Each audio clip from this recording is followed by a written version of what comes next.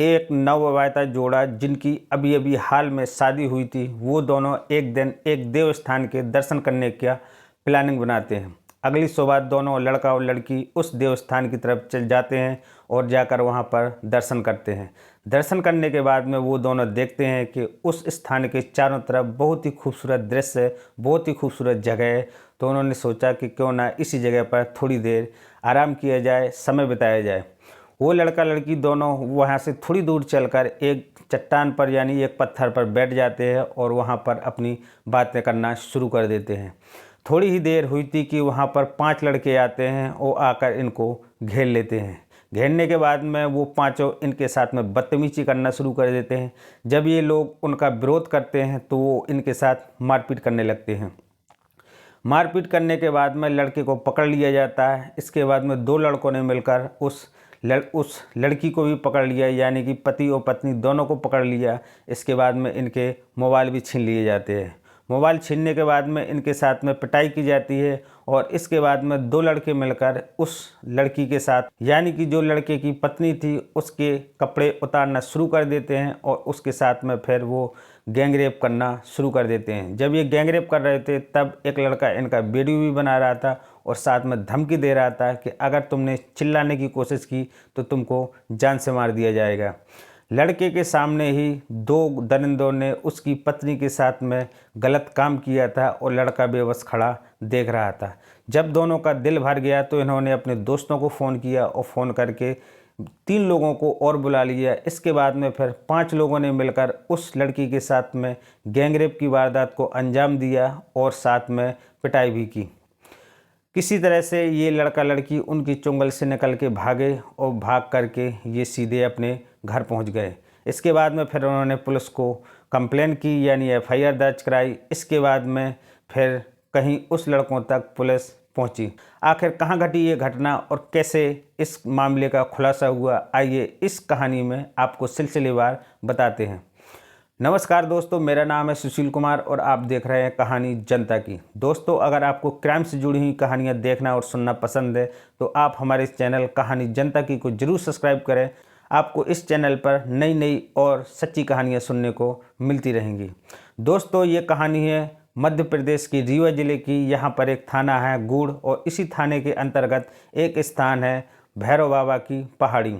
दोस्तों, एक लड़का लड़की होते हैं जो कि स्कूल के दिनों से एक दूसरे से प्यार कर रहे होते हैं और प्यार करते करते जब इनके बीच में काफ़ी ज़्यादा नज़दीकियाँ हो जाती हैं तो ये दोनों अपने घर पर जाकर बताते हैं और अपनी शादी की बात करते हैं। दोनों के परिवार एक दूसरे से मिलते हैं और आपसी रजामंदी में इन दोनों की शादी हो जाती है। शादी के कुछ समय के बाद में ये दोनों लड़का लड़की एक देवस्थान घूमने की बारे में तैयारी करते हैं, यानी कि प्लानिंग करते हैं और उसके अगले दिन ही ये इस स्थान को, यानी कि जो भैरव बाबा की पहाड़ी है, यहाँ पर ये दोनों पहुँच जाते हैं। यहाँ पर आके ये बाबा के दर्शन करते हैं। दर्शन करने के बाद में वहाँ का जब नज़ारा देखते हैं तो वहाँ पर वो कुछ समय बिताने की सोचते हैं। इसके बाद में वो वहाँ से थोड़ी दूर चलकर एक स्थान पर पहुँचते हैं जहाँ पर पथरीला स्थान था। वहीं पर जाकर एक चट्टान पर बैठ जाते हैं और अपनी प्यार भरी बातें करना शुरू कर देते हैं। इनको वहाँ पर बैठे हुए थोड़ी ही देर हुई थी कि 5 लोग पास में ही एक पार्टी कर रहे थे, दारू पार्टी कर रहे थे। वहाँ पे शराब पी रहे थे, गांजा पी रहे थे, साथ में लिट्टी चोखा बनाकर भी खा रहे थे। जब उन 5 लड़कों की नज़र इन दोनों पे पड़ी तो वो सारे इनके पास आए और इनको घेर लिया। घेरने के बाद में इन दोनों के साथ में उन्होंने बदतमीजी करना शुरू कर दिया और इनके साथ मारपीट भी करना शुरू किया। इसके बाद में लड़के को पकड़कर वहीं पर बांध दिया जाता है और लड़के के ही सामने उसकी पत्नी का 2 लोगों ने मिलकर वहीं पर गैंगरेप किया और साथ में वीडियो भी बनाया। जब लड़की ने चीखने और चिल्लाने की कोशिश की तो उन्होंने धमकी दी कि अगर तुमने चीखने चिल्लाने की कोशिश की तो तुमको जान से मार दिया जाएगा।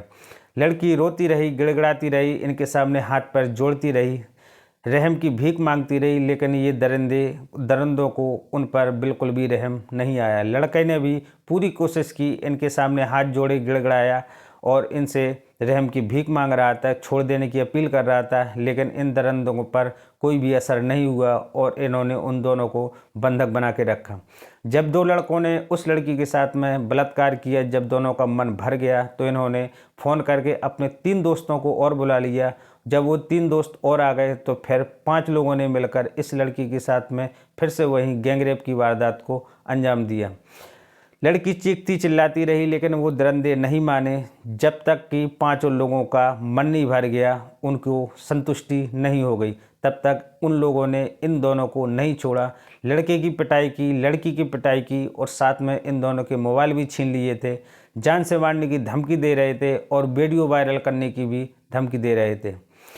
इसके कुछ समय के बाद में किसी तरह से ये दोनों उनके चुंगल से निकल के भागने लगे तो उन लोगों ने इनको धमकी दी कि निकल के चाहे जहाँ चले जाना, चाहे जहाँ कंप्लेन कर देना, एफआईआर दर्ज कर देना, एसपी के पास जाना, दरोगा के पास जाना, चाहे कलेक्टर के पास जाना, हम किसी से नहीं डरते, ये तो हमारा रोज़ का काम है।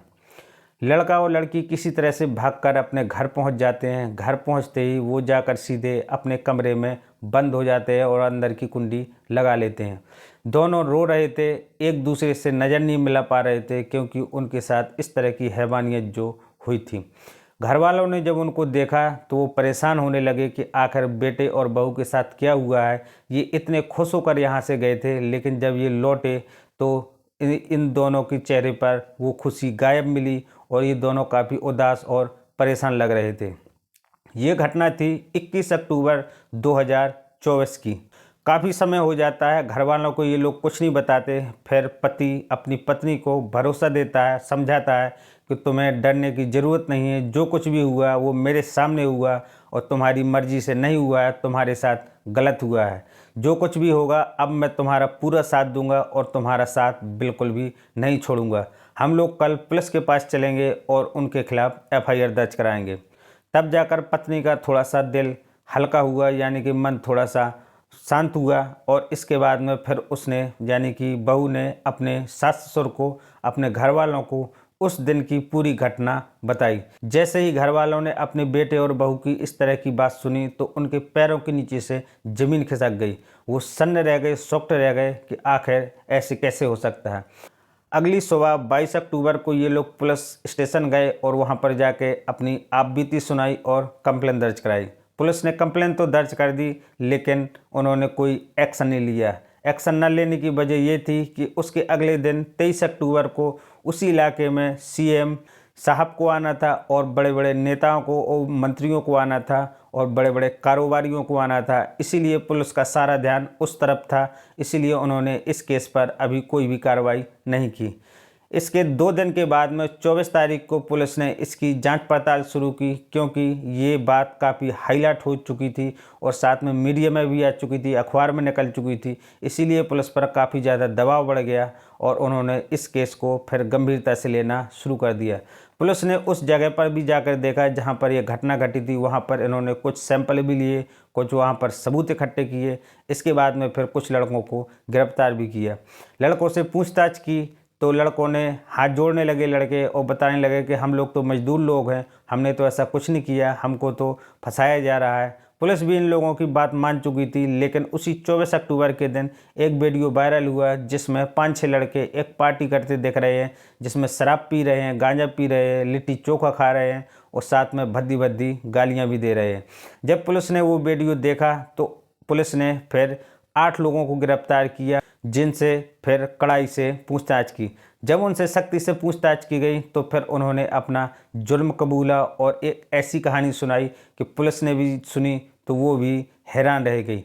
तब इन दरिंदों ने एक चौंकाने वाला खुलासा किया और बताया कि हम टोटल 8 लोग थे और इसमें से 5 लोगों ने उस लड़की के साथ में रेप किया है और बाकी 3 लोगों ने साथ दिया है। पुलिस ने जब इनसे और पूछताछ की तब इन्होंने बताया कि हम इस तरह की घटना इसके पहले भी कर चुके हैं और आज तक किसी ने कंप्लेन नहीं की थी, इसीलिए हम अभी तक बचे थे। पुलिस ने इन सभी 8 आरोपियों को पकड़कर जेल भेज दिया है और आश्वासन दिया है कि इनके खिलाफ ऐसी कड़ी कार्रवाई की जाएगी, इस तरह का केस बनाया जाएगा कि ये ताउम्र जेल में ही सड़ेंगे। दोस्तों, आप इन दरिंदों के बारे में क्या राय रखते हैं कमेंट करके ज़रूर बताना। अगर आपको क्राइम से जुड़ी हुई कहानियाँ देखना और सुनना पसंद है तो आप हमारे चैनल कहानी जनता की को जरूर सब्सक्राइब करें। आपको इसमें नई नई और सच्ची कहानियाँ सुनने को मिलती रहेंगी। दोस्तों, कहानी सुनाने का मकसद किसी को परेशान या बदनाम करना बिल्कुल नहीं है, बल्कि आपको जागरूक करना है। दोस्तों फिर मिलेंगे एक नई वीडियो में एक नई सच्ची कहानी के साथ। तब तक के लिए नमस्कार।